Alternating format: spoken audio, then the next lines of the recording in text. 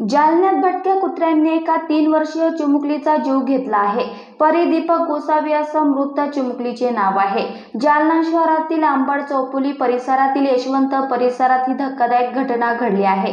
मध्यरात्रीच्या सुमारास ही चिमुकली घराबाहेर पडली तेव्हा भटक्या कुत्र्यांनी या चिमुकलीवर हल्ला केल्याची प्राथमिक माहिती समोर येत आहे। दरम्यान मिळालेल्या माहितीनुसार ती चिमुकली परी तिच्या आईच्या शोधात घराबाहेर पडली होती।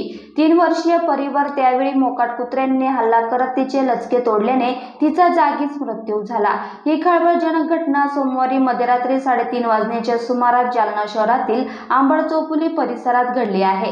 पोलिसात आकस्मिक मृत्यूची नोंद करण्यात आली आहे। सोलार अभियंता असलेले दीपक गोस्वामी हे आपली पत्नी आणि 2 मुलींसह शहरातील यशवंत नगरात भाड्याने राहतात। रविवारी रात्री पत्नी आणि त्यांच्यात दिवाळीनिमित्त गावी बिहारला जाण्यावरून वाद झाला। पत्नीच्या घरी दिवाळीनिमित्त गावी बिहारला जाण्याचा आग्रह होता। गोस्वामी यांनी पत्नीला रात्रीच्या सुमारास रेल्वे स्थानकात सोडले। चिमुकली परी आईसोबत न जाता वडिलांसोबत घरी परत आली।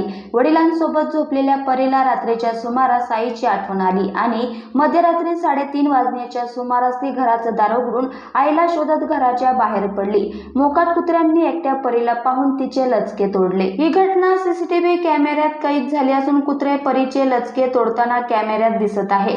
शिवच्छेदन अहवालानंतरचे मृत्यूचे नेमके कारण स्पष्ट होईल असे पोलिसांनी सांगितले।